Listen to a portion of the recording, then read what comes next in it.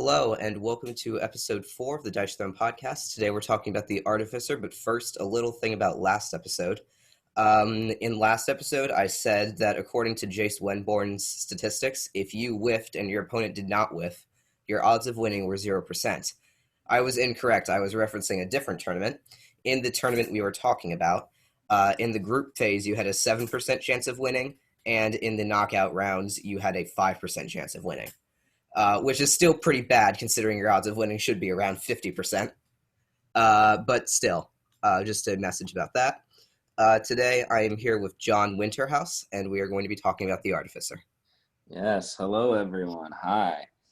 Oh, all right. So I feel like usually what we do is we just quick discuss what the character is all about, and then we just go right into their abilities. I think like half of this episode is going to be talking about the Artificer in general. Okay. Because a lot of his crazy stuff is completely outside of his board. That's true, tied in with his robots. I can see that, his companions. Okay. Just to start off, he is a Complexity 6 character, the only one currently in the game, as of right now. Mm-hmm. Yeah. Another word I would probably describe him as, that I think is most accurate, would definitely be scaling.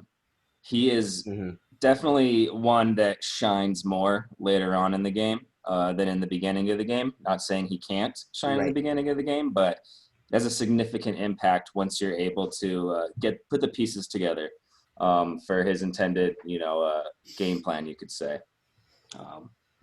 I would actually argue against that in that he can do 10 damage on turn 1. Yep. At a decently consistent rate. Yep.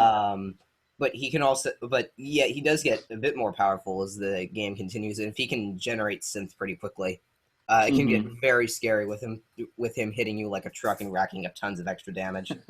Most definitely. He's one of the more offensive characters, in my opinion, of Season 2. He's actually, one of the 2 characters in Season 2, or I guess I shouldn't say that. 6 of the 8 characters of Season 2 have some way, depending on what you roll on your defensive roll, of either preventing damage or healing damage. The Huntress is one that, she can just have her tiger take the damage, and it doesn't have to worry about that. But apart from that, he's the only one to not prevent or heal damage directly from his defensive roll, which I think says a lot about the intent behind his damage that he's able to do so early as well.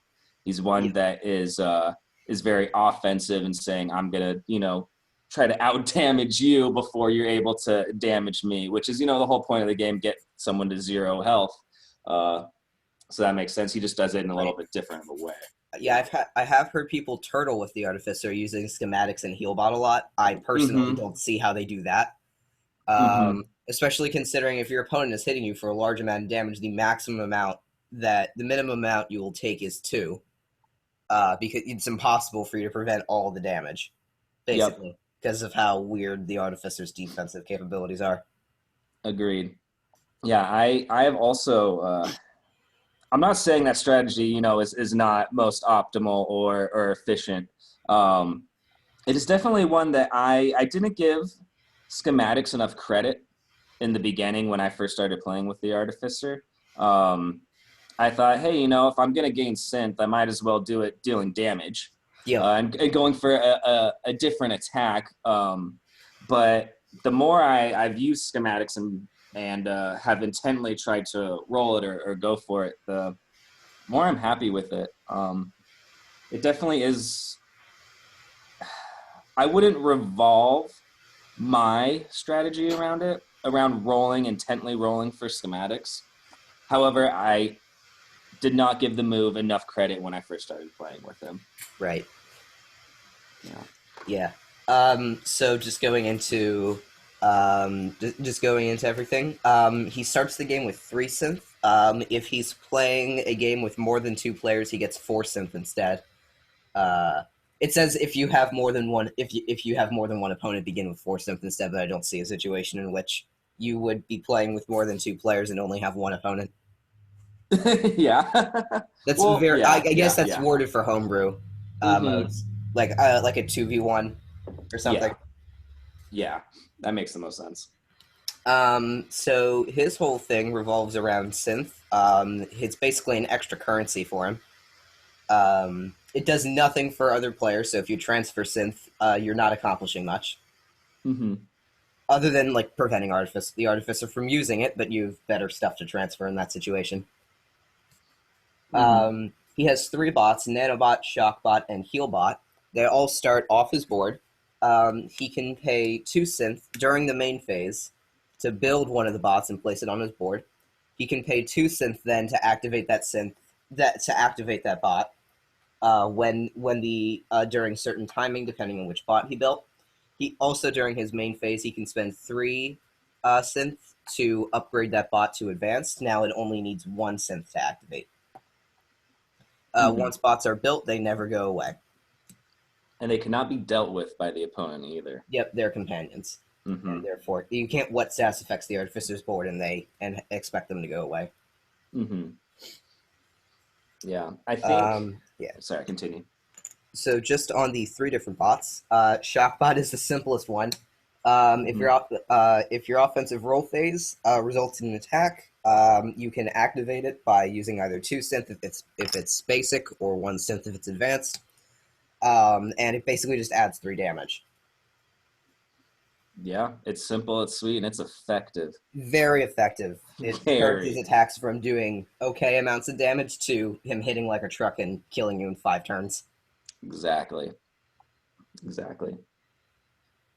I think that I think a lot of people, and this is just my assumption based off of the people I've played that use the Artificer as well as when I use the Artificer, Shockbot tends to be the bot that people build first. Yep. I think that is the most consistent source of damage that you can have with him. It is something that is it'll always be there as long as you have that. And if you build that turn 1, if you think about how many times you're able to attack and activate it, if you activate it 5 times in a game, that's an extra 15 damage that you're doing just off of that, not including the damage on your board. I mean, think of how many reload tokens the Gunslinger would have to use to get extra 15 damage. How many sneak attacks the Shadow Thief would have to use. It is something 3, that is... Yeah, potentially. It is something that is very consistent. And I think that, really helps him shine in, I'm not going to have a defense that prevents or heals. I'm going to do more damage to you than you are able to do to me, and that is how I'm going to win the race, not by diminishing the damage you do, but by increasing mine. Yep. Yeah, and he definitely hits hard. His ultimate does 18 damage when set up. And also gives him Synth, which he probably just used to fire off bots to make it 18. Yep. Yeah. So next up we have Nanobot. During your upkeep phase, you can activate it, and note when you have multiple upkeep phase effects, you choose in which order they activate. So the Artificer could choose to resolve his passive and then Nanobot if he doesn't have the Synth for it. So he can activate it during his upkeep phase, and when he activates it, every nanite on the board explodes, and it does damage to the person who had it, depending on how many were on that player. If they had 1 nanite, they take 1 damage, 2 nanites, they take 3 damage, 3 nanites, they take 5. Yep, and at the beginning of, during their upkeep phase, they roll a die, and if for each nanite, if they get a 6, then a nanite goes away. Yeah, that's the thing that a lot of people forget to do. Roll for your nanites. It makes it very risky for the Artificer to just hold you at 3 nanites, because you have like a 1 in 2 chance of removing at least one of them. Yeah, it is. It's hard to say, nanites are going to be a consistent source of damage for the Artificer. It's something that, if the opponent ends up getting nanites, unable to roll them and get rid of them, then, that's definitely something that occurs. It's not as consistent as saying, I'm going to activate my Shockbot. 2 nanites deals 3 damage. A Shockbot deals 3 damage. More often than not, you're going to be able to activate your Shockbot to do that than your Nanobot to deal 3 damage. Yep, and Um, also nanites are the thing you want to transfer most because yep. nanobot blows up all nanites. So if the artificer had nanites transferred onto himself, he's also taking damage. Yeah. That's something I've never even happened before. But yeah, that's Yeah, true. it's mostly just like a threatening situation. Mm-hmm. It's like if you use your nanobot, you are taking damage. So they will most likely not use their nanobot Mm-hmm. because he's such a glass cannon.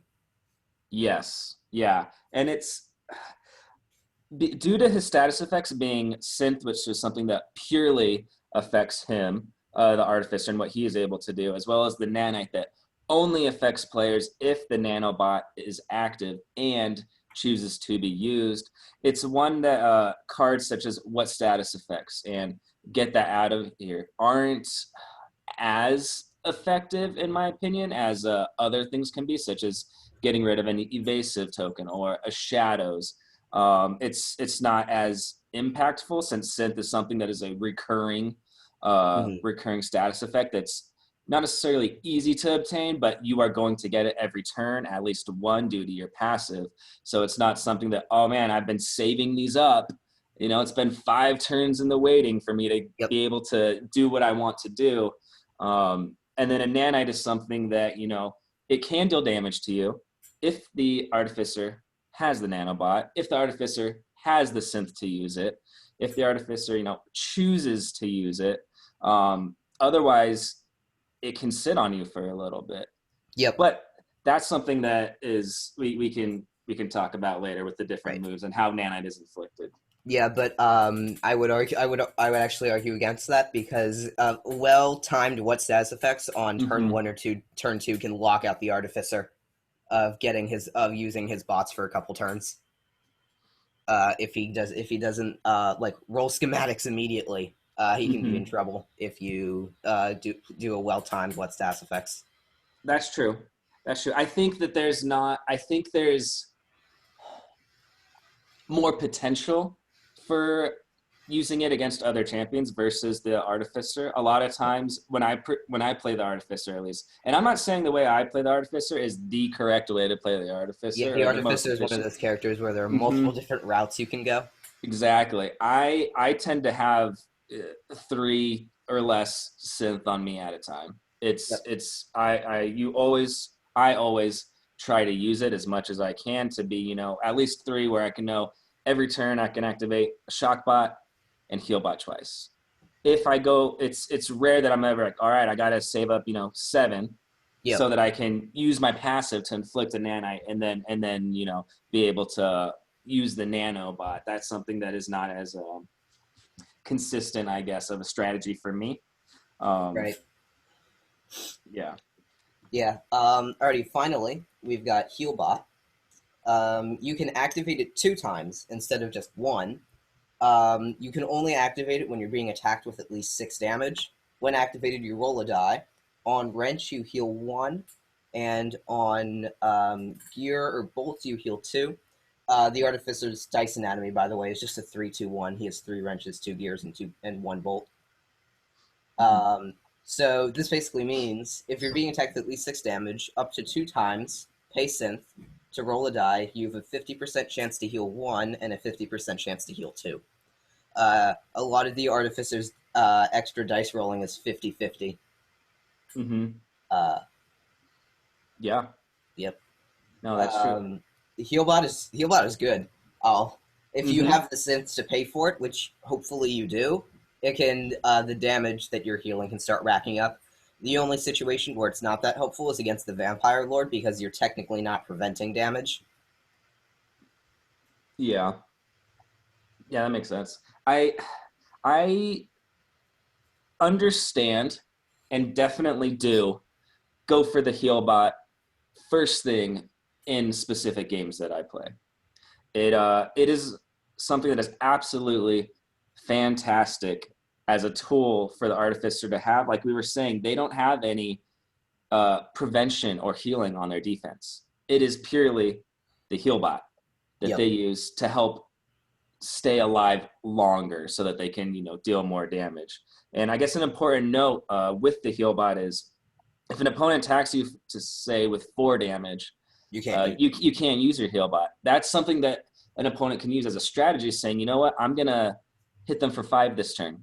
Then they can't heal it. Versus saying, I'm gonna hit them for 6 and have them maybe heal 3 damage off of that. And now your attack is worse than if you just dealt 5.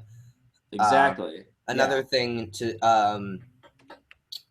you can do is, like, if you're the gunslinger, you use take cover and deal 5 damage. So now and then, like, at step 5 of the defensive roll, then use your reloads. Mm-hmm. So that way they have to then immediately use healbot in response to that instead of being able to roll for defense first or stuff like that.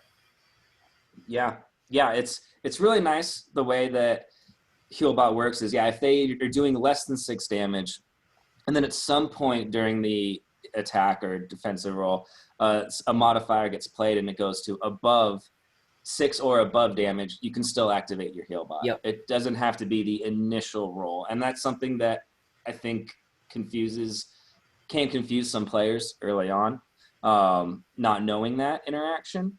But it is definitely a good thing to know, because that can, make a very big difference in your games, knowing that you're able to do that.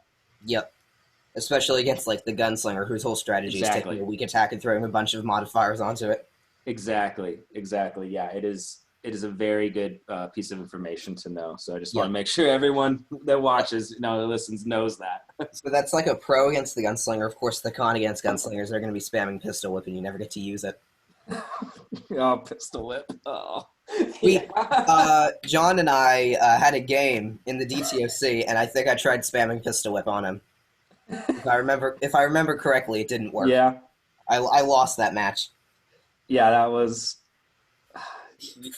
knockdown is consistent. Knockdown can be very painful. Yeah, I was going to say demoralizing, but we can go with painful as well. Yes, mentally and physically. Yeah, not being able to have a draw that turn is basically if they can just consistently get it on a player that has neutral CP economy, then you just lock them out of card. You just lock them out of playing cards, which is huge. And the Artificer is one of those characters too. Yeah. He doesn't really have anything to help get his combat points except for one move when upgraded is able to help him. No, he has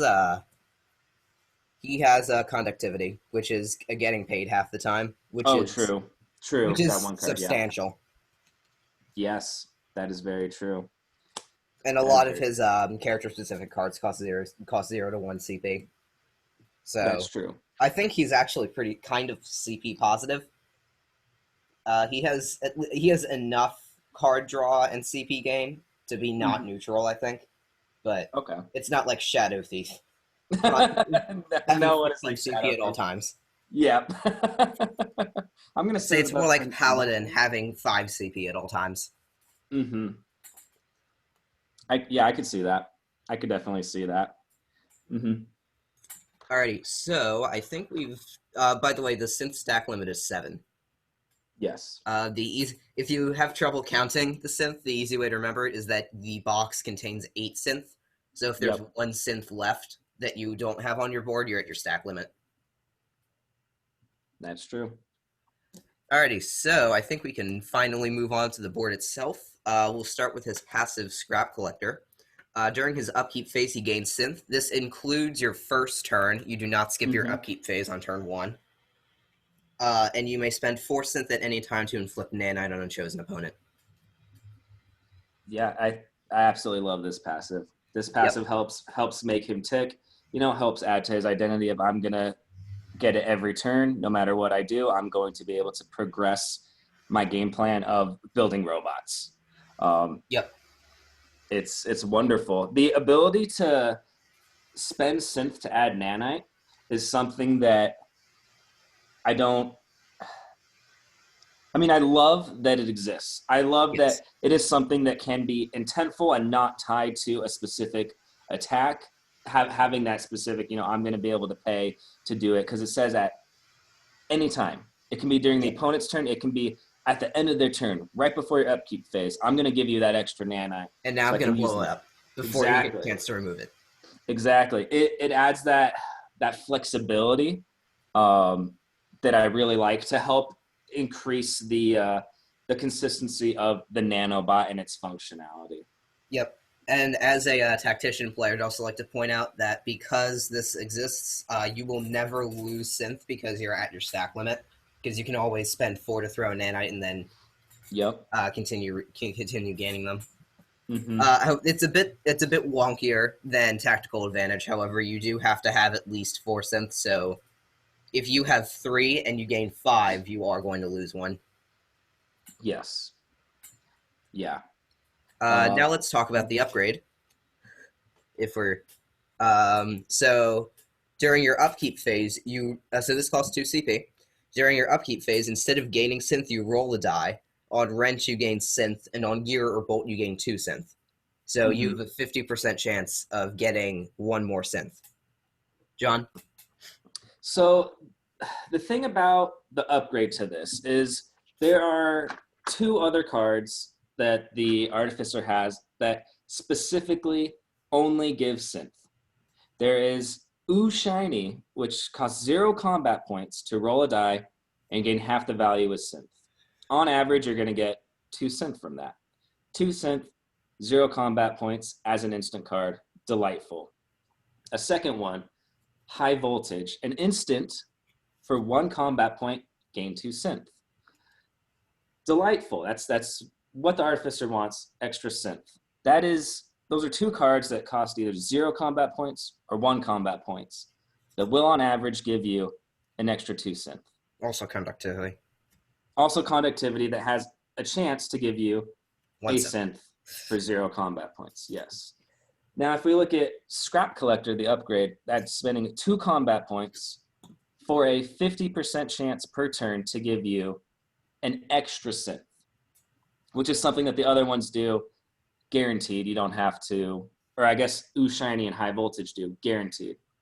So those ones are about 2 synth for 1 combat point, if you want to average it out, or a little bit less. Now, but Scrap Collector, 2 combat points for a chance to get 1. A chance to get an extra 1. Now, you will get it every turn, the chance to get it. But if you have a 50% chance of getting it, it'll take you, on average, 4 turns to get 2 extra combat points. On average. Not saying that's going to happen. You might get an extra synth every single turn. So you're paying 2 combat points to, on average, over 4 turns, get an extra 2 synth.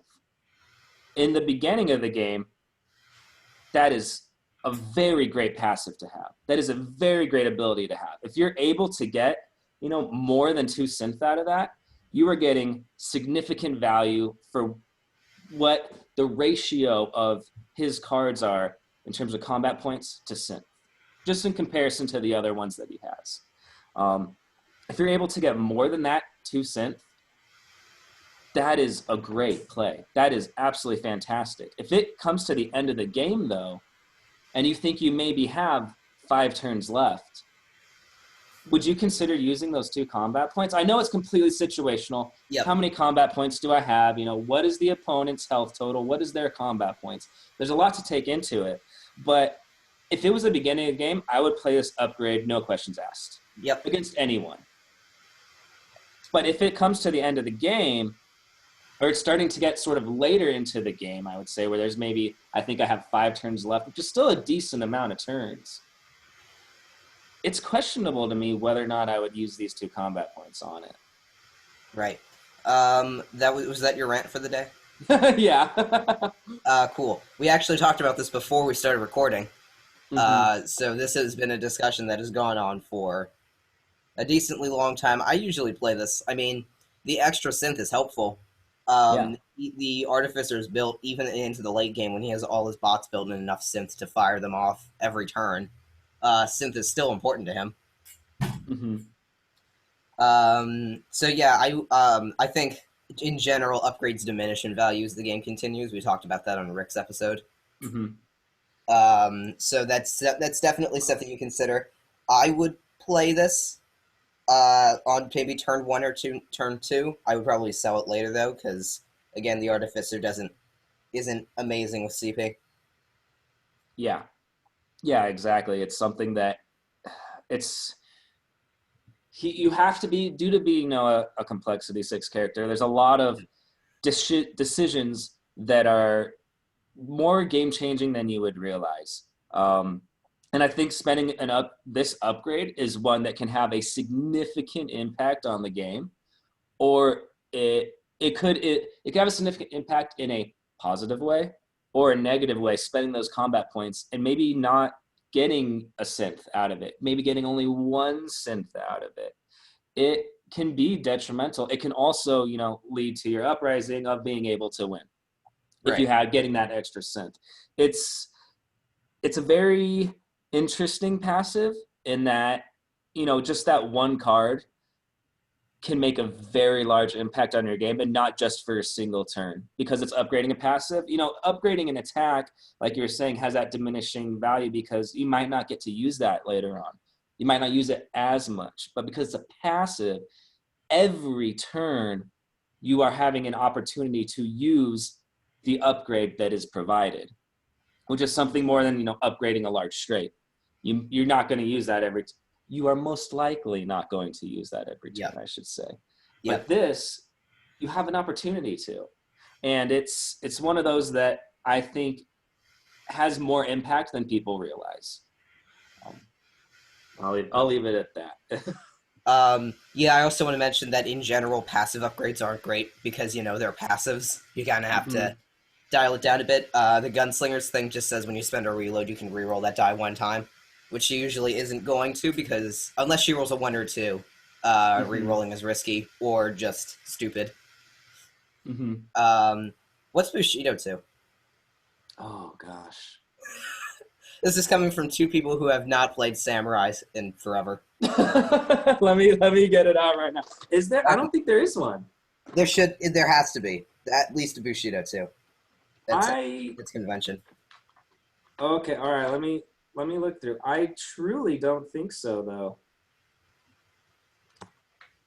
I mean, that would be like the only ability in the game where there's no upgrade, which would be weird. And yeah, no, there's no upgrade for it. Are you sure? As far as I could tell, yeah. Yeah. Interesting. Yeah, I was like, what is Bushido to? I don't remember that off the top of my head. Well, I mean, Bushido is just, you know, as long as you roll less than 3 rolls during your offensive roll phase, you get an honor. Right. The only thing I can think of, if there were to be an upgrade, is you get 2 honor instead, but that would cost a lot of CP and would provide a significant amount of damage for what it's able to do. That would probably be broken. That would probably be broken. I concur. Yeah, so there is no Bushido 2. This upgrade is kind of lackluster. Cursed Pirate doesn't. And, well, I was going to say, like, Bushido 2 is the only ability that doesn't have an upgrade. I meant, like, the only non-Cursed Pirate ability that doesn't have an upgrade. Gotcha. Because the Cursed Pirate is weird. And then Tith 2, all it does is mitigate the amount of CP you have to pay for stuff, which makes it kind of weird since it costs 3 CP. So, like, you're paying CP to get CP back. Which one? Tith. Oh, gotcha. Yeah. Did I mispronounce that? I thought you said Bushido for that one. That's why I was confused. Yep. So yeah, I think that's enough for Collector. We just had a. Yep. Alrighty. So next up we have Spanner Strike. This is, I sometimes joke about this. This is like the Artificer is the only character that has a quote unquote basic attack that has this really weird damage curve. That's true. He does 3, 4, 5 damage, which is way below average. Yep. Then he also rolls 1 die, or he can spend a synth to roll 3 dice instead. On wrench, he adds 1 damage. On gear, he adds 2 damage, and he gets 1 synth per bolt. So, basically, this attack is luck based. It does at base it does 3, 4, 5 damage, which is bad. But if you roll 3 dice and you get a wrench, a gear, and a bolt, you get your synth back, and you add 3 damage, which turns it into a 6, 7, 8, which is above average. Yes. And then on top of that, being able to use the Shockbot. Yeah, Shockbot just makes this have your basic attack hit for 11 damage.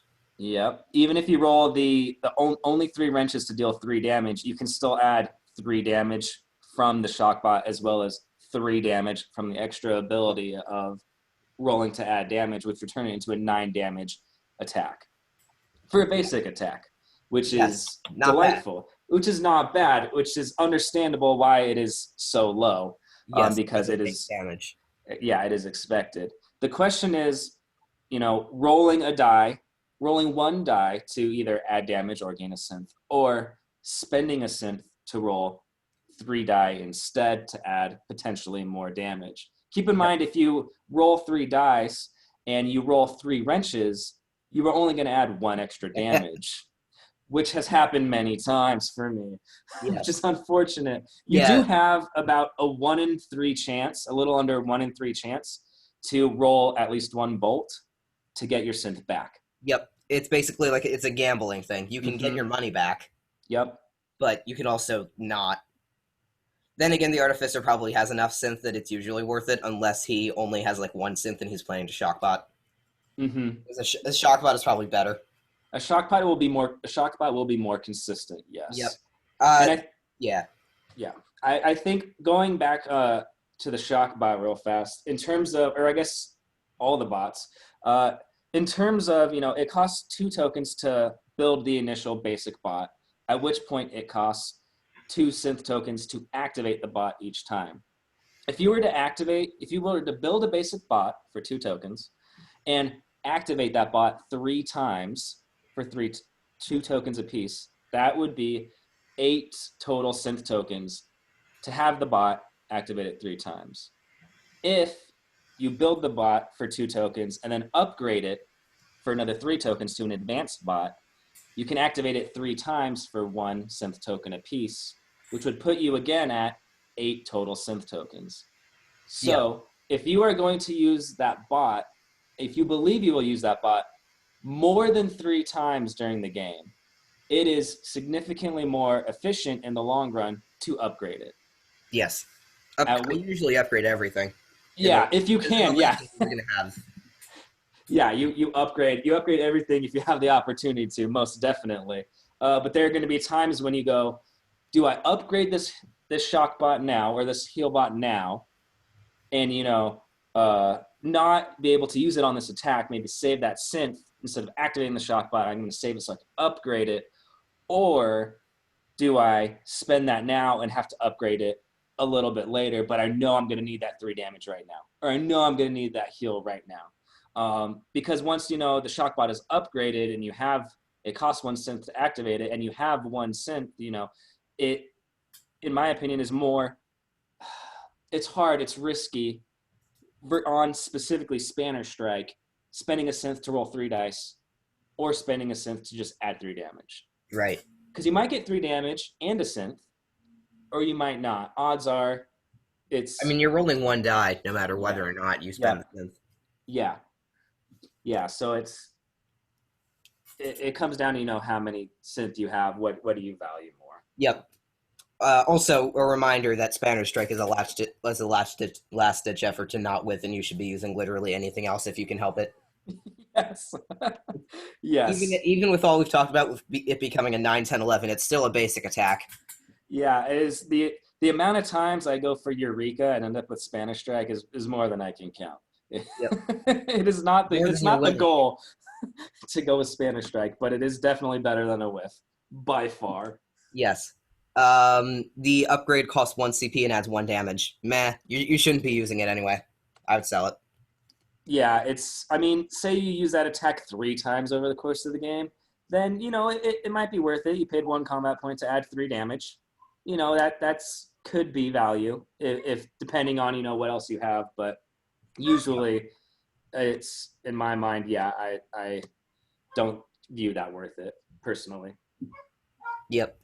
Alrighty, so next up we have Schematics. Oh boy. 3 gears and a bolt. You draw 2 cards, you heal 2, and you gain 4 synth. Mm-hmm. This is I think this is the most well-known Artificer ability. because it just does so much to help you, and it's a very obvious turn 1 play.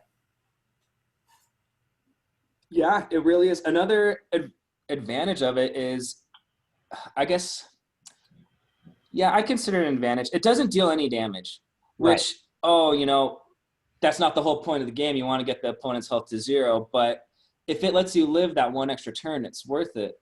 As well as if you have an ability on yourself, such as Parlay, where you're not able to deal damage that turn. Okay, Yeah. I go for Schematics, and it does not hurt me in the slightest. I still get to draw cards, heal, gain Synth. I still get to have the ball rolling for what I intend to do, and it doesn't put me back anywhere. Yeah, so just 2 things on that. First off, that also applies if there's only one opponent and they're in shadows. Also, note that because the Cursed Pirate is powerful and mean, if you have Parlay and the pirate has flipped, if you use Schematics, you will still get powder kegged from their passive. Yep, it is not considered an attack because it does not deal damage targeting anyone. Yep. That's true. But yeah, it's still really powerful. It's still very a powerful. if you're it's a +2 even if you're not dealing damage.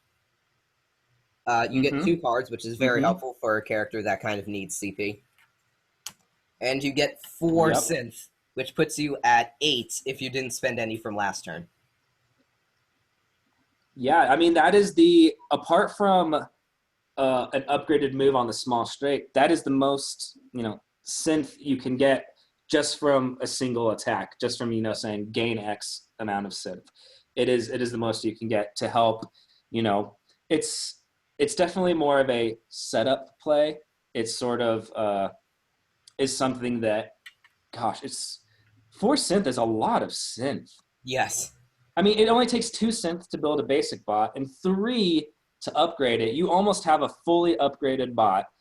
And you will, if you consider, getting the 1 Synth from your upkeep phase.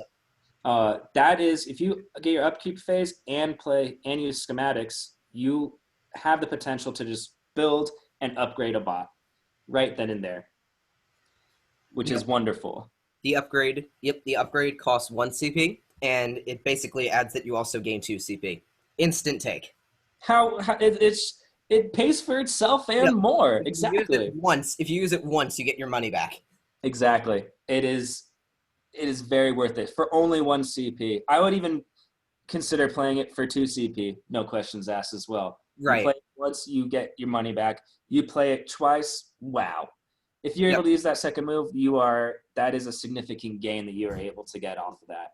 I actually think I would sell it 2 CP, because if you play it once, you're getting your money back. If you sell it, you get your money back and then some. That's true. That's one of those times where, if it's turn 1, would you play it? If it's later on in the game, would you play it? Situational. I mean, if I'm playing against someone who's very offensive based, such as the Cursed Pirate will say, then it might. It's hard to say. It depends. If it's the Pyromancer, very offensive, it might not be worth it to upgrade. If you're playing against maybe the Paladin, who's going to take a little bit longer of a game, potentially, you might have more reason to play it. Yep. But it's such a wonderful move. It adds such utility to the Artificer. Instead of just, I'm going to deal damage and gain Synth, it's saying I'm going to be able to slightly switch up my strategy in case you want to do something that would force me to do that, such as being in the shadows. It's a wonderful utility to have, this move. Yep.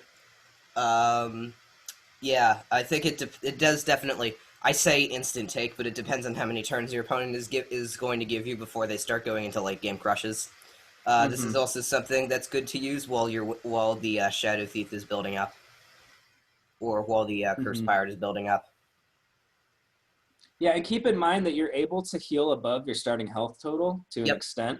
You can heal to 6. So you can use it 2-1 and heal the 2 and go up 2 health, which is something important as well, because that might deter players from not knowing that you can do that turn 1. You are able to do that. Yep. Alrighty, so moving on, we have got Eureka. You need 2 wrenches and 3 gears, same requirement as covered shot and take cover. You gain 3 synth and then deal 7 damage. I love this move. This is my go-to move for the Yep. Artificer. It does what you want it to do, which everything I want it to do, which is gain synth, so I can do more damage, and deals damage. It is very similar to Jolt, his small straight. I think we can talk about them at the same time. They are very similar moves. Mm-hmm. Jolt, the small straight, you gain 1 synth, you inflict a nanite, then you deal 7 damage. So the difference between the two is Eureka, you gain 3 synth, and Jolt, you gain 1 synth, but you also inflict a nanite. That's the only difference between the two moves. If it were me, I will use Eureka significantly more times than I would use Jolt. In the beginning of the game, at least. In the first half of the game, I will try to use Eureka more than I would use the small straight. Now, if I have the small straight, I'm going to keep it because, I have the chance of getting a large straight. But in terms of just what they give you for the attack, gaining 3 synth versus gaining 1 synth and a nanite, it's more of, what do you want to accomplish with that turn? What do you desire to accomplish? Would you rather have more synth to build a bot faster, to be able to use the heal bot twice instead of once? Or would you rather have 1 synth and care about that nanite? How much does that nanite mean to you? How much of an impact will that nanite have? Eureka's a great move. Yep. Let's talk about the upgrade, which is a less great move. It costs 2 CP, it adds 1 damage, and it also gives Scratch Built, which requires 2 wrenches and 2 gears. You build an advanced bot or upgrade a basic bot to advanced. That's it. Yep. Not helpful. Once you have all of your advanced bots out, it's worthless. It's basically a whiff. Mm-hmm. Exactly. And the damage isn't enough to really make this worthwhile. If you get this on turn 1, you might be able to get your bots out really fast. But if not, then this is an automatic sell. Yeah, I mean, if you look at it as well, if assuming you have your bots built, or you don't intend to use that ability to create a bot, and just look at the value of Eureka that it provides. It adds 1 damage. That's just like Spanner Strike, where you pay 1 combat point, but you increase the damage by 1 on all the different ability or different damages that it has. And Eureka, you're paying 2 combat points to gain 1 damage on that attack, as well as get an attack that isn't used very often as far as I've seen. It's hard to justify in my mind unless you have the game plan of I'm going to build the bot from the beginning, that 2 combat points is going to be, you're going to get that much value out of those combat points. Because combat points are a resource that is vital to the game, vital to everyone's plan. And is it worth it to spend 2 combat points to increase your damage by 1? That you're going to, on a move, you're going to use, a couple times, probably once, at least once, I would say. But that upgrade, the second attack that it uses is the functionality, like you said, is limited to where do you stand currently with your bots, and do you even plan on upgrading it? I mean, at that point, if it costs 2 wrenches and 2 gears to use that upgraded ability, is it better at that point to just use Spanner Strike and just go for another wrench, and then you're dealing damage? I mean, I don't see the value as much in that card. I think, like you were saying, I would most likely sell that card. Yep, unless you get it turn 1. Yeah. And your opponent just played what status effects on you. And you desperately need something in play. Mm-hmm. Yeah, exactly. So that's a sell. Mm-hmm. Moving on, we've got Jolt. We just went over gain synth, inflict nanite, deal 7 damage. The upgrade costs 2 CP. You inflict 2 nanites.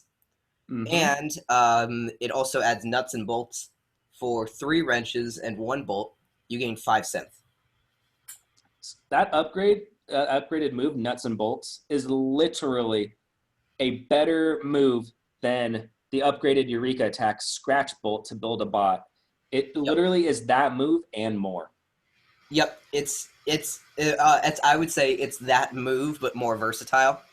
Because you can get an advanced bot for free with that. Yep. But you can also inflict a nanite with it. You can also fire off your heal bot a bunch. Mm-hmm. It is just significantly a better move. You are going to get more value out of it. Also harder to roll. Also harder to roll, yes. But gaining 5 synth, it does everything that other attack did and more. You can either upgrade a bot and have synth left over, which the other attack didn't do, or build the advanced bot and have nothing left over. Or, like you said, inflict a nanite, use your heal bot. It is a much better move.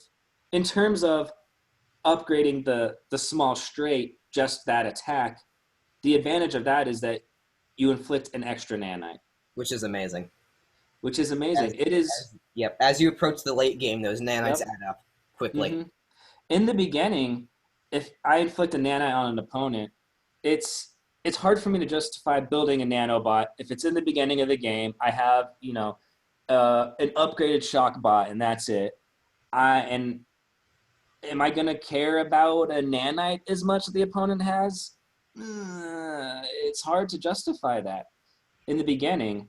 But being able to inflict 2 nanites, that's a big deal. Those are harder to those nanites only come from, his straights or his ultimate / mini ultimate. Those are the only way apart from your passive and a couple cards. I guess there's a lot of different ways, but it's not consistent ways apart from the synth. The Shockbot has consistent ways of dealing damage. You just have to attack. Healbot has consistent ways of healing. You just have to be attacked for 6 or more damage. The nanobot, the opponent has to have nanites. You have to have some way of doing that in order for those nanites to matter, to make an impact on the game. And inflicting 2 instead of 1 is a really big deal because that's an extra, 2 damage depending that you're inflicting on that one attack. Potentially, it is very nice to have. In the beginning of the game, I don't think it matters as much, personally. But in the late game, like you were saying, yeah, that's a really big deal. That's a very big deal, being able to inflict 2 nanites. I completely agree. Yeah. Alrighty, so we're going to move on to his large straight, which is where things get painful. Yep. This is called Zap with 4 Ps. Yeah, we joke about that all the time. So large straight, you inflict nanite, you deal 9 damage, then you activate any one bot, ignoring normal activation requirements. I'm just going to quick go over what ignore normal activation requirements means because the FAQ doesn't fully explain it, and it's the most frequently asked question on the Artificer. Ignoring normal activation requirements means A, you ignore the synth cost, and B, you ignore the timing in which you can activate it. So you can activate nanobot during your offensive roll phase, which you normally would be unable to do. Well, I guess during the defensive roll phase, but whatever. It does not mean that you ignore the activation limit. You cannot activate Shockbot twice with this. Correct. And it does not mean that you can activate a bot you have not built. Correct. And then one thing to add, it does say in his little, FAQ section, frequently asked question, if you were to activate the nanobot using this attack, the damage gets added to the attack. It is not a separate instance of damage. It gets added as a modifier to the attack. It does not work. It doesn't work like powder keg stacking. Correct. Yeah, it is not just an immediate instant source of damage. It is something that gets added to the total that is considered at the end of the attack. Yes. Yep. But yeah, still, this is nuts. It is. It is a lot. It is a lot. No. It is a wonderful, wonderful move. Yes, most definitely. I mean, being able to, odds are, you will not activate the Shockbot using the then activate 1 bot statement on the attack. You're just going to pay synth for that because you can activate it normally. Yes, usually with, 1 synth to activate that. But being able to activate the nanobot out of the, upkeep phase is scary. It it can do a lot. He has instant cards. He has instant cards that add nanites to the opponent. Yep. That can be done. Say, oh, I'm using Zap. You're not messing with my cards. You're not messing. Sorry, with my dice. It's locked in. Okay, I'm gonna play Nanite Assault for 1 combat point. Give you a nanite. I'm gonna play Conductivity. Potentially give you a nanite. Oh, I'm gonna do my large straight inflicts a nanite. I'm gonna blow those up, activating my nanobot. And it becomes 14 damage. And it becomes 14 damage. Then you activate your Shockbot and say, "Well, there's another 3." It's 17 damage on your large straight.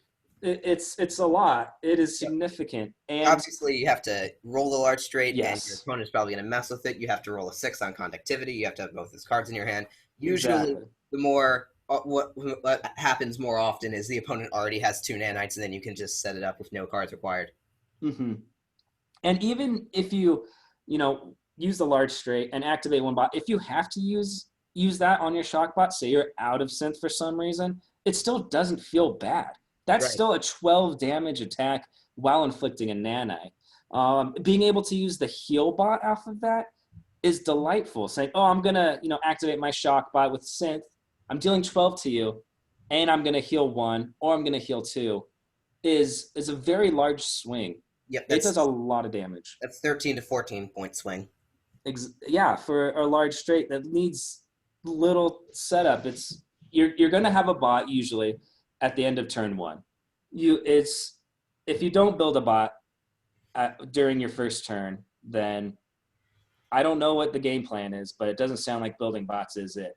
I highly recommend that being done, and odds are you will have something to activate this. Yep. From turn 1.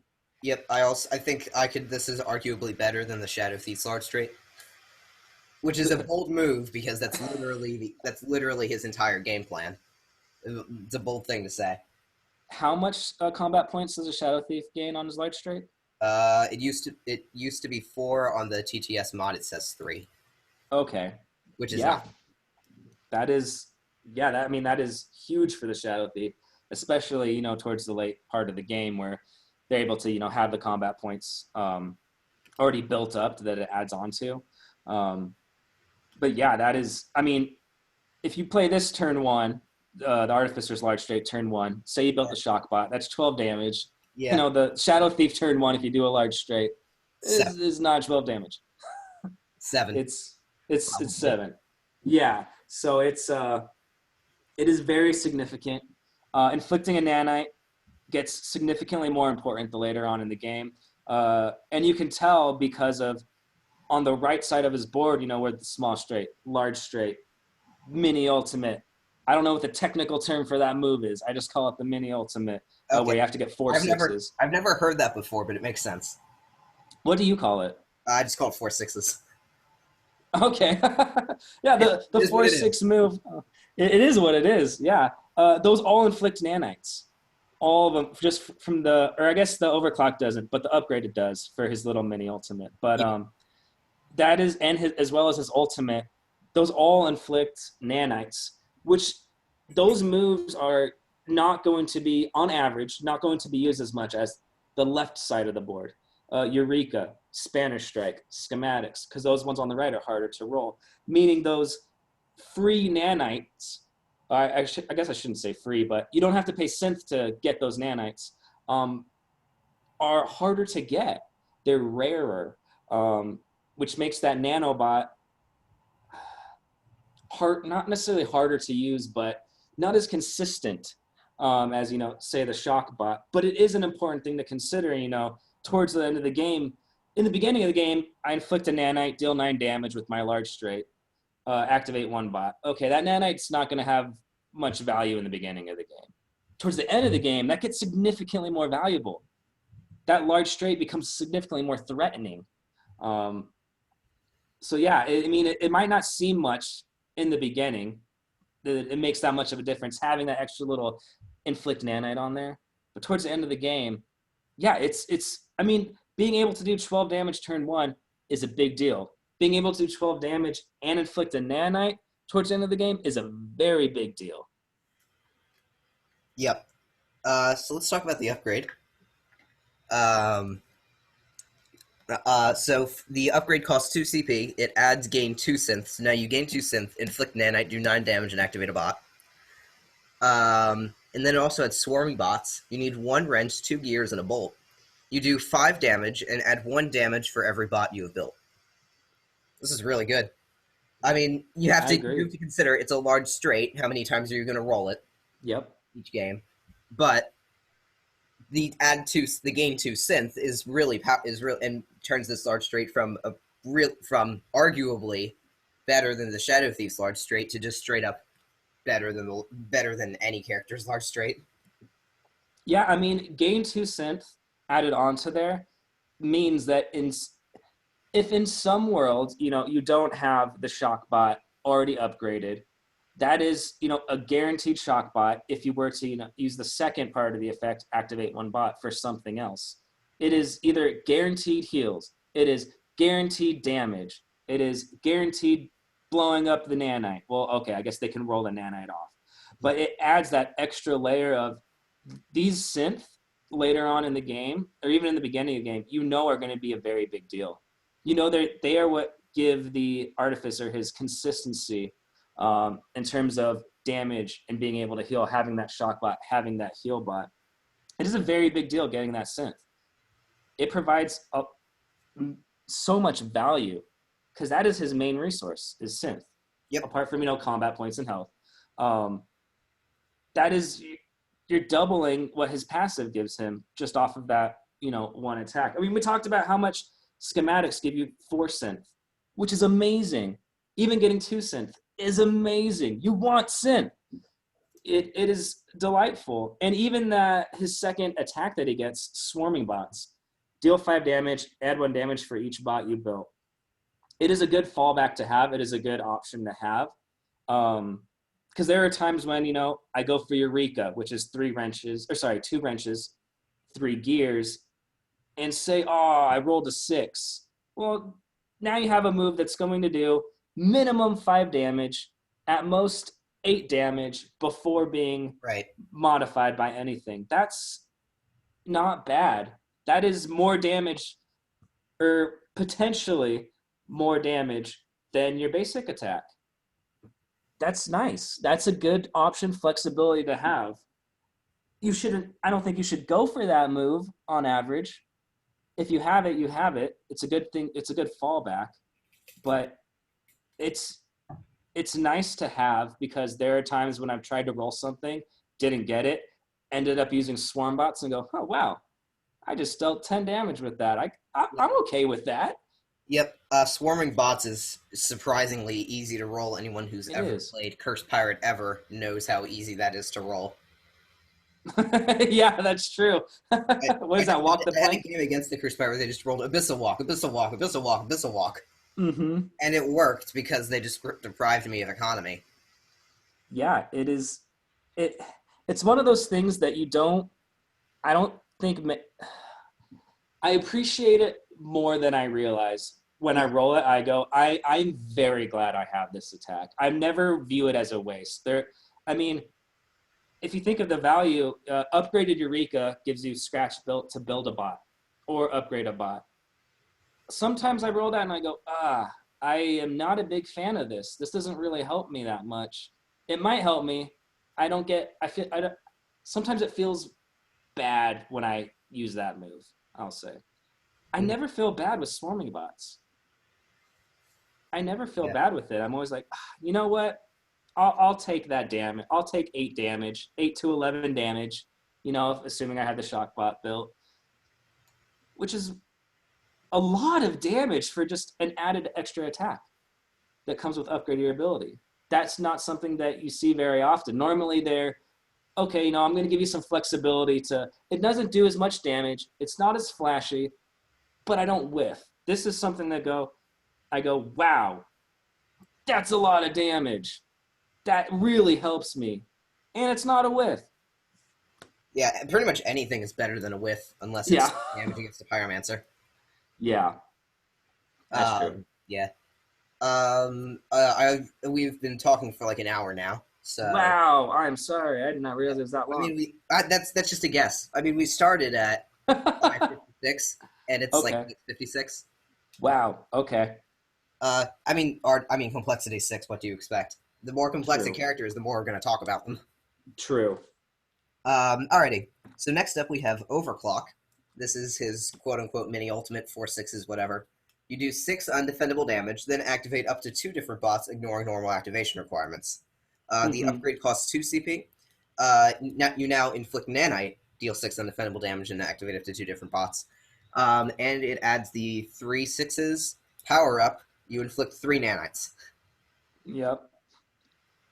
I mean, this is the first move we've seen from him that is undefendable damage. Yep.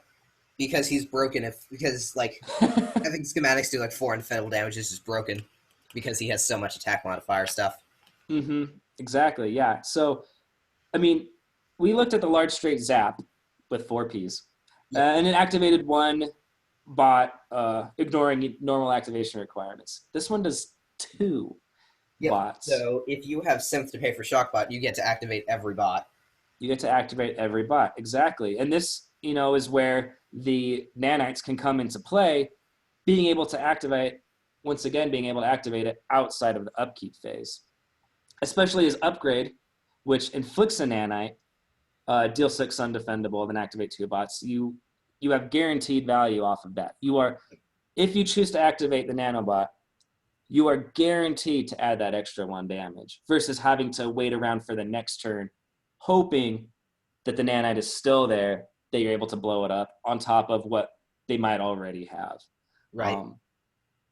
But undefendable damage is huge for him. Huge. Yep. Yeah, I think actually the main part of this that's scary is the fact that it's doing undefendable damage. If he just got to fire off his nanobot and healbot, it wouldn't be. Mm-hmm. It would be extremely scary. Yeah. But the nanites, when they blow up on this attack, if that's what is chosen as one of the bots, gets added as a modifier to that damage, which can increase it. Say they have 3 nanites on them, and you activate the nanobot, that is 11 damage that is now being done to them, undefendable, just with the nanobot, and then you can choose to add the Shockbot to add 3 more. I realize that's a perfect world where the opponent has 3 nanites, but if you upgrade it, they will have at least 1. Yep. And if you use a Shockbot, that is 10 damage, undefendable. Right. That's good. We've been talking for like a decent amount of time about like these insane damage numbers that you can hit when everything lines up. Mm-hmm. So talking about the upgrade a bit, the nanite is good. I pretty much always take upgrades to 4/6s because they almost always provide 3/6s. Cases I've said this in previous episodes. The only cases I don't are Shadow Thief because you already have a 3/6s and his upgrade is really lackluster, and Pirate because duh. Yes. Sorry, continue. These are pretty much always takes. I might not take it for the Gunslinger if I also have Fan the Hammer too.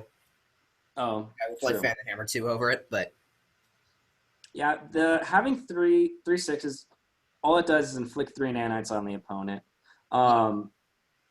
That's definitely not bad. That's definitely, I would rather have that than nothing. Right. But the opponent, keep in mind, once they inflict the nanites, they have the opportunity to maybe roll all of them away next turn. Yep. I mean, you have to be extremely unlucky for them to roll all 3 of them away, but... You do. But, I mean, they say they roll 1 away. Okay, well, that's 2 damage that got lost on that attack. Yep. You might not even have the nanobot up built yet. You might not, but it's definitely better than nothing, having that flexibility in there. That's one of those moves that I would rather use. We talked about swarming bots, the upgrade for the large straight, deal 5 damage, add 1 per bot. If I were to pick between, would I rather use power up, inflict 3 nanites, or swarming bots, deal 5 to 8 damage? I mean, these nanites are not guaranteed damage. Right. And that's one thing about the nanobot and its consistency is you might not be able to inflict all those. Maybe you only inflict 1 of those 3. Or sorry, maybe you only blow up 1 of those 3. Maybe blow up 2. Maybe blow up all 3, in which case that's great value. But there's a chance that the opponent will not keep any of those on the next turn. And that, I think, hurts the consistency of the nanobot, which is why, the Shockbot and Healbot are more consistent value and in my opinion are more of a priority upgrade than the nanobot. For that reason alone is, they're going to activate, and you don't have to worry about, does the opponent, have 3 of these on them, 2 of these on them, 1 of these on them. It's just, hey, this happened, I'm doing this. You don't have to think about it. You don't have to worry about it as much. It's not as conditional. It's just, I know I'm going to get this value. Versus these nanobots, I might not. Odds are yes. It's hard to say. Yep. I think transitioning to the nanobot versus, if I have 3 synth and I have my Shockbot upgraded and Healbot upgraded, do I build my nanobot? I think that is a much more strategical move than people realize in terms of when do I prioritize building the nanobot over saving some synth for Shockbot and Healbot. Because there are games where the opponent might have a lot of nanites on them. There are games where the opponent might only get 1 on them or 2 on them at a time and they go away. In which case you don't get as much value from the nanites. But it's prioritizing where you spend that synth is a much bigger deal. I guess not bigger deal, but it has more impact than I always realize, and I go, oh, I should have saved for that. Oh, I shouldn't have done that. I don't always do that, but there are times when I do that, and that's what makes this a complexity 6 character is, if I built the nanobot 1 turn earlier and I roll power up to inflict 3 nanites, then, that might be a great feeling. That might be a horrible feeling. I might have gone, oh, I should have built the nanobot. I should have not built the nanobot. And I think this move just reflects that decision making and how it can lead to such vastly different results in the game. Yep. Yes, the Artificer is definitely. There's a reason why he's a complexity 6. There is so much you have to think about, as considered by the fact that we have been talking for 7 minutes, and John just had like a 10-minute rant. I'm sorry. I just. It's fine. I'll be honest. I appreciate that. Thank you. Artie, so next up we have his defensive roll. Ratchet up. You roll 4 dice. You get 1 synth per gear, and on bolt you inflict nanite. Bad. It's a bad defensive roll. You want to get as much synth as you can out of this. Yep. If I got 4 gears, that is a perfect world in my mind for the most part. Or 3 gears, 1 nanite. That might be more perfect in my world. But rolling 4 wrenches on this is such a bad feeling. It hurts your soul so much. But odds are you're gonna get 1 synth, 2 synth maybe on average. So it's great when you get that. But like I was saying earlier, apart from the Huntress, who can choose to not have a defensive roll if Mira takes the damage, the Artificer is the only one to not prevent damage or heal damage on their defensive roll out of all season 2. And this really shines, saying, hey, I'm going to either gain a synth to further the plan of, my bots, or, inflict a nanite. Okay. That's not the best in the beginning. Yeah. It is really nice how the last thing that happens, well, I guess not the last thing that happens in the opponent's turn, but being able to inflict a nanite right towards the end of their turn, before their second main phase, maybe that nanite is what you need to win. Because when it's your upkeep phase and you can activate the nanobot, that is the most consistent nanite you can get, apart from playing a card as an instant specifically to inflict nanite. That is the most consistent nanite you can inflict on the opponent. Because it's going to happen towards the end of their turn. In order for them to get rid of it, they have to spend a status effect or a card. They cannot roll that one away. So that nanite on the defensive roll is, in my mind, a bigger deal than most of the other nanites that can be inflicted, apart from your passive or your large straight or mini ultimate that let you activate the nanobot instantly. That nanite is a bigger deal than the other ones. Sorry, that was a lot. Yep. Let's talk about the upgrade. It costs 3 CP and it does three things for you. It adds one die. It adds that on 2 wrenches you do 1 damage back, and you can inflict multiple nanites by rolling multiple bolts. Yes. This is really good. I mean, the extra die is very helpful. It's 1 extra synth potentially. Yep. The 2 wrenches on 1 damage is absolutely awful. Yep. It's Moon Elf / Tactician, but worse. Yeah. But the real icing on the cake is the extra nanite infliction, because that adds up. Yeah, I mean, rolling 2 6s on your initial defensive roll, you only inflict 1 nanite. Those nanites really want to come in numbers. Those nanites really want to come. When you inflict a nanite, you want it to be 2 nanites. I don't think there's nothing that inflicts 3 up in one single go apart from this upgraded defense. You have to use multiple sources to inflict 3 at one time. Apart from this defense, you can get 3 nanites.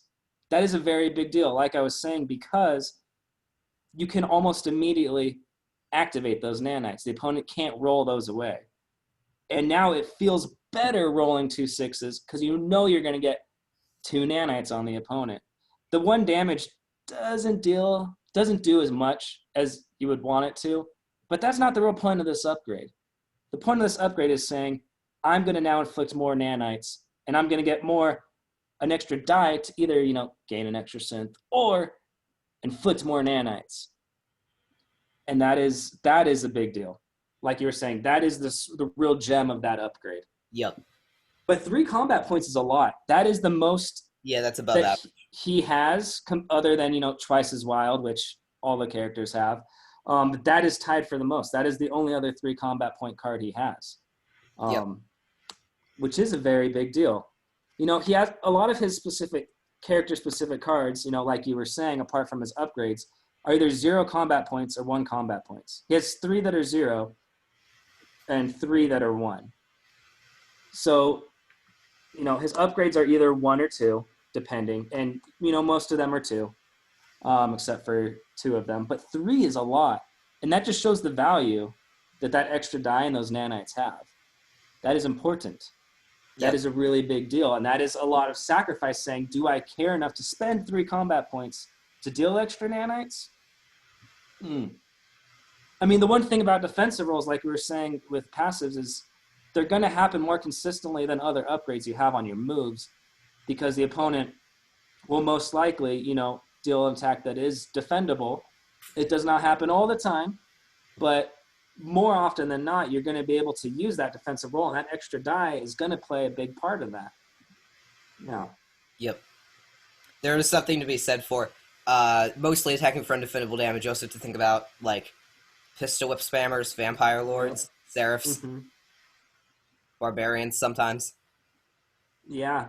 I mean, yeah, it's a real steep price to pay. It really is, but the potential it has, can pay for that. And so it's a value game at that point. What do you value more? Do you want to have 3 combat points is a lot? Would you rather, be able to save for that Twice as Wild? Would you rather upgrade your defense? I mean, I understand they're situational in terms of would I rather keep one or the other, right. But it is a very steep price to pay.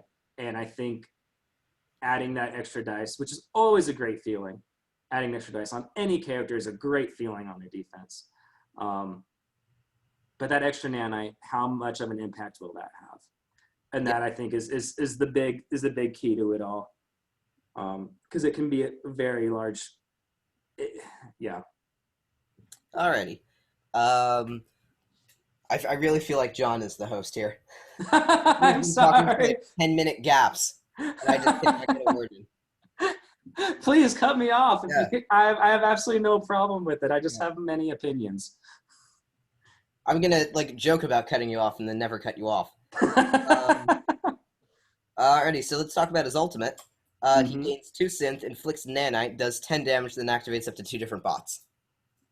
It seems weak, but because it does 10 damage, which is the lowest any ultimate does.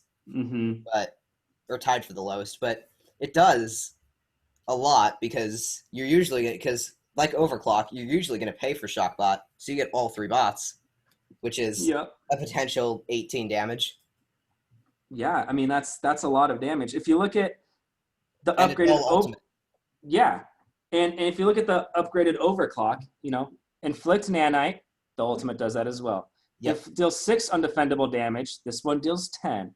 Then activate 2 bots, the ultimate does that as well. The advantage of this is you gain synth and you deal extra damage. Other than that, it's similar to overclock, apart from it's an ultimate, the opponent can't do anything about it. It is. I mean, I think we talked about overclock enough in terms of the value it has.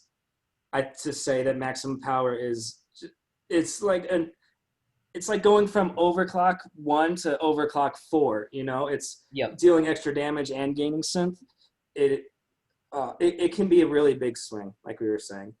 Assuming the opponent has no nanites on them, and you activate this move, you can. I mean, that is what 14 damage. Yeah, that's assuming the opponent has no nanites on them. Right. Which usually they do. If you're near the late game, the opponent should be constantly getting nanites thrown at them and having them blown up. Yeah. So I mean, I think it's an absolutely wonderful move. I think it's comparable to a much better overclock, and we already talked about how wonderful overclock was. Yep. To say that this is. I mean, an ultimate's an ultimate. You're going to want to get it every time if you can. That's the dream. This is such great value. You get so much for it. Yep. Alrighty, so let's move on to the character-specific cards. We're almost done, unless John does another 10-minute rant.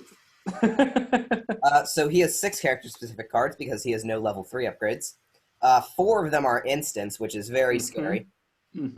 And 2 of them are roll phases. So first we've got Ooh Shiny, which John talked about earlier on his Scrap Collector rant. It costs 0 CP, it's an instant.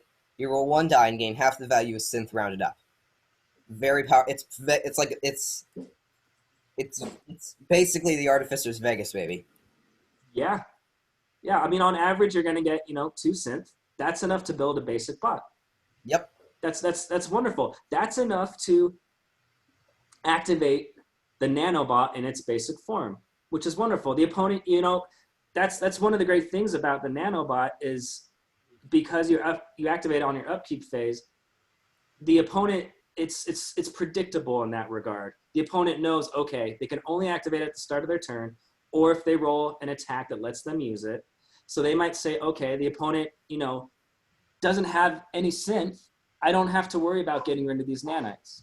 Nope, Ooh Shiny. Ooh Shiny. Ooh Shiny. There you go. It has such good value in terms of, using the nanobot, activating a basic bot. It's in the fact that it's an instant, I think really makes it shiny and shine. Yep. Because that is the icing on the cake. Yep, so next up we have Conductivity. It costs 0 CP, you roll a die. On Wrench, you gain 2 CP. On Gear, you gain Synth. And on Bolt, you inflict Nanite. This card is Bolts. And it's 0 CP! Yep. So it's basically like half the time it's getting paid, half the time it's not great. It's basically, if you roll a Gear, it's a worse Ooh Shiny. If you roll a Bolt, it's a better Nanite Assault. If you roll a Wrench, it's a getting paid. Yeah, it's, And having a second getting... The Shadow Thief can speak to having a second getting paid in your deck. Yeah, it's sort of the jack of all trades, master of none kind of thing. You're gonna get value off of it. It might not be what you want at the time, but everything in there you're gonna want at some point in time. There's never a time where you go, oh man, Conductivity, I guess I could play it. It is always going to be a feel-good card, especially being 0 combat points. It is value out of the wazoo. I think the only downside of it is one thing that you can do with getting paid is like you have one if you have 1 CP. So if the opponent is thinking about your deck, then you can't. Like if you have 1 CP and you roll 3 6s, the opponent would think, oh, he can't get an ultimate because he only has 1 CP. You play getting paid, you get 3 CP. Now you have it twice as wild. Yeah. And there's your ultimate. Because we talked about this on Rick's episode. You should never play getting paid unless you need the CP or are about to hit a Shadow Thief straight. Yeah, that's true. Or if the opponent, is going to play something to potentially make you discard a card, and that's the only card you have in your hand, you can save it for that moment. But yeah, no, I completely agree. It is having it be that instant speed as well is delightful. That's what you want it to be. That makes it much more potent. I would honestly consider this a worse getting paid. Like, just in its entirety. It's a worse getting paid because it only works 50% of the time. So if you can't do what I just described with conductivity, because if you roll a gear or a bolt, then you're yeah. And I think that speaks to the flexibility of it, is that it does, good things in all accounts. It might not be what you want it to be, but most likely you won't be disappointed with the results. Right. Alrighty, next up we have High Voltage, 1 CP instant, game 2 synth. I mean, this is comparable to Ooh Shiny, which was 0 combat points, roll a die, gain half the value with synth. This one is guaranteed 2 synth, versus Ooh Shiny, you might get 1 synth out of it. You might get 3. I mean, I think it just speaks to the same amount as Ooh Shiny, but the fact that this one guarantees 2 synth is great, because, like I said, you could activate a bot, you only need 2 synth. If it was 1 synth, it would be much harder to see the value of it to an extent. But the fact that you gain 2 synth, which is the threshold for many things involving the bots, is what makes it a big deal.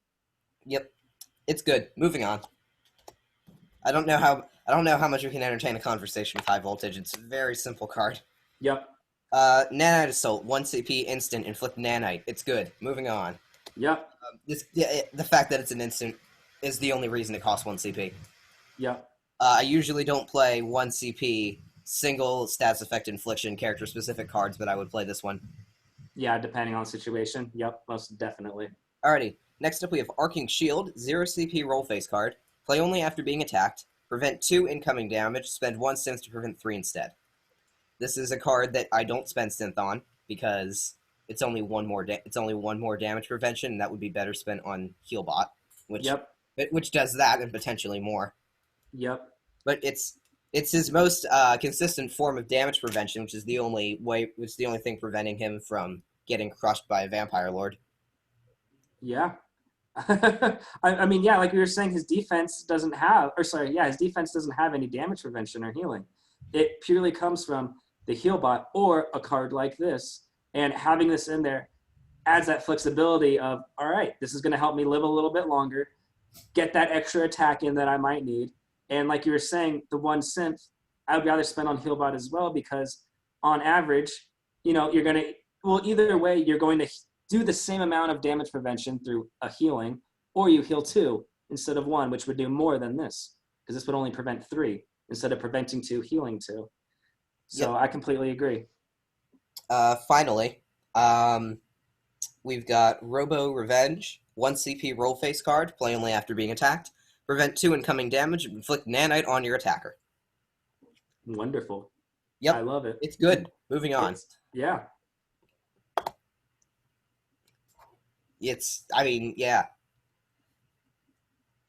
I mean, like we were saying, the Artificer is complex in many accounts, and I apologize for this being, such a long video. I apologize for the viewers for our videos getting increasingly longer, and I don't intend for this. I intend for the video to be like 40 minutes. Mm-hmm.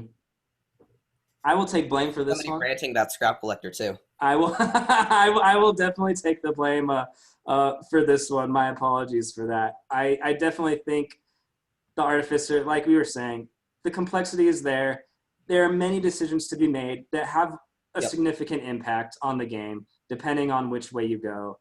And there are a lot of decisions. So this is one that you have to take your time with, in my eyes. Yep. Yeah, this takes multiple games to really be able to understand how the ins and outs of Artificer. Because it's hard to play it's easy to play good with the Artificer. Shockbot every turn, bam, damage. Healbot many turns, boom, healing. But in terms of the efficiency, that's the hard part. Is masterizing the optimization is the difficult part. Yep. So that's pretty much it. I think we've done enough of this. I need to eat. So that was episode 4 of the Dice Throne podcast. Thank you for watching, and see you sometime in the future. All right, bye. I apologize for the. So I am trying to aim for like weekly-ish. I realize I got the first 3 episodes out in as many days. Wow. But I am going to try to aim for weekly. Mostly because I couldn't really do one every day. Even if I had the time to do it, we need somebody different every episode, and that's kind of impossible. Yeah, it's hard to line it up. Yep. Yeah. Yep. We were supposed to record this yesterday, but one of us had personal issues, so we had to push it back. Yeah. Alrighty. So that is the episode. Thank you for watching, and have a great rest of your day.